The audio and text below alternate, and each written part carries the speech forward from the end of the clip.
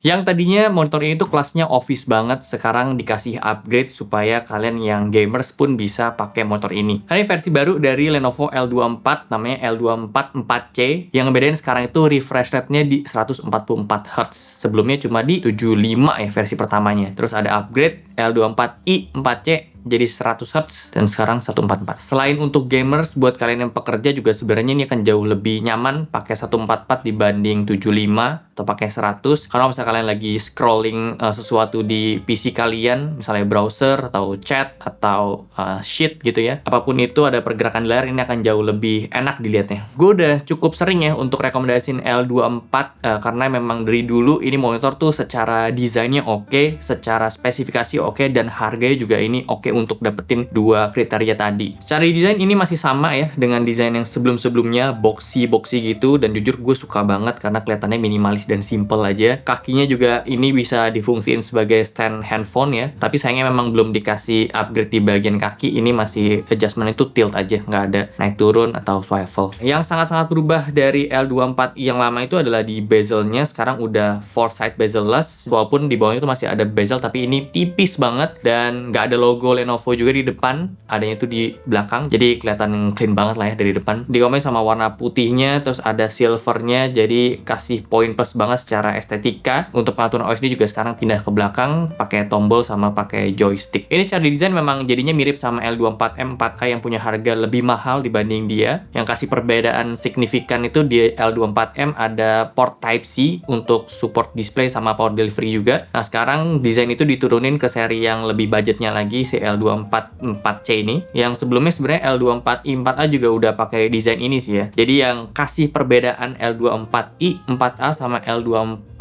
4C itu di refresh rate-nya aja. Resolusinya masih di Full HD, ukuran layar di 24 inch, panelnya di IPS. Dan secara kualitas panel selama gua tes dari seri L24 memang mereka kasih kualitas yang cukup konsisten ya. Di sini kita dapetin gamut yang lebih luas, 98,4% sRGB, Adobe RGB di 73,5%, DCI-P3 di 77,9%. Dibandingin sama L24 40 yang pernah kita bahas juga, itu 97,8% sRGB, Adobe RGB di 73,4%, dan P3 di 77,6%. Tapi dibandingin sama yang L24M, L24M itu masih lebih tinggi lagi, beda-beda tipis lah ya untuk gamutnya. Di L24M bisa dapat 99,8% sRGB. Dari total ada 8 preset yang kita cobain, 3 terbaik itu ada di standar warm, standar custom, sama di sRGB. Untuk di standard warm sendiri, akurasi warna rata-rata itu dapat di 1,95 delta I, putihnya di 4,74 delta I. Untuk di standard custom itu ada di 1,98 delta I untuk warna rata-rata, dan putihnya itu di 4,98 delta I. Untuk sRGB ini yang paling akurat, tapi memang mereka sih selisihnya tipis-tipis ya. Di 1,94 delta I warna rata-ratanya, dan untuk putih di 4,85 delta I. Dan kita coba untuk kalibrasi di standard custom, itu bisa diubah slidernya RGB-nya. Emang putihnya jauh lebih akurat, jadi ke-push banget di 0,52 delta I, tapi untuk warna rata-rata ini nggak ada berubah banyak ya, di 2,02 delta I. Secara kontras kerasa dalam, warna hitamnya juga ini pekat. Gue suka sih sama vibrancy dia, dan pop warnanya tuh kerasa banget untuk monitor 1,5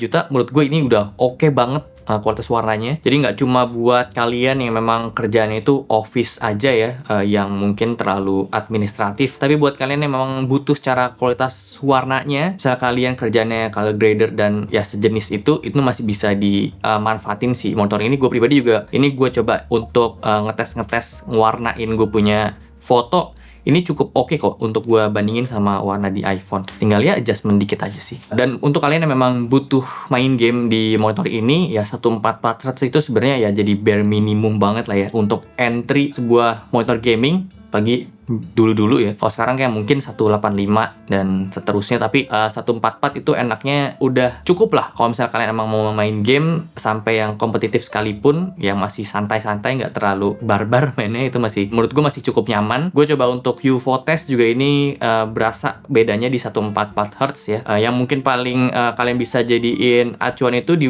response time dia, yang memang kalau misalnya kalian butuhnya tuh kompetitif gaming abis yang nggak terlalu bisa ngejar, MPRT bisa di dinyalain di sini dapat 1 milisecond klaimnya mereka, tapi gue sih kurang saranin untuk nyalain MPRT karena gue pribadi cepat capek kalau pakai itu, layarnya jadi agak flicker ya. Motor ini juga udah ada built-in speaker, jadi ini cocok buat kalau misalnya kalian baru bikin setup meja kerja gitu ya, pakai PC ya, misalnya budget untuk nyari monitornya entry level ya, ini cukup untuk masuk ke sana, ngebantu banget lah monitor yang ada speaker kayak gini.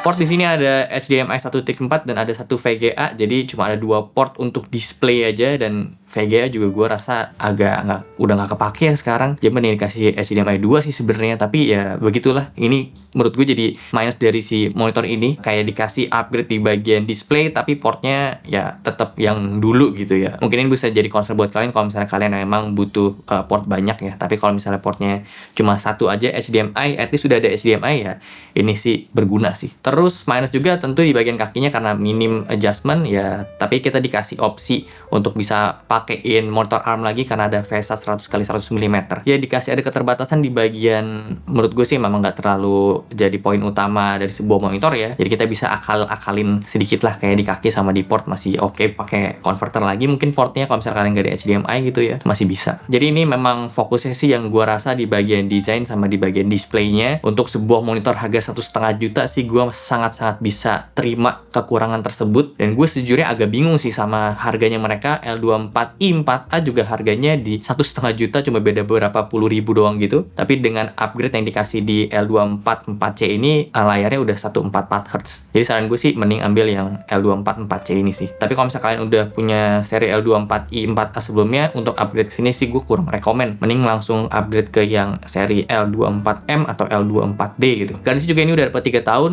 Setahu gue mereka itu ada servis yang antar jemput gitu kalau misalnya kita klaim garansi, tapi harus dicek juga area tempat tinggal kalian itu tercover atau enggak. Gue udah taruh link untuk beli barangnya ada di tag produk dan link di description box. Jadi segitu aja untuk video kali ini. Thank you banget udah nonton. Kalau suka boleh like, share, dan subscribe. Gue sampai jumpa di video selanjutnya. Terima kasih.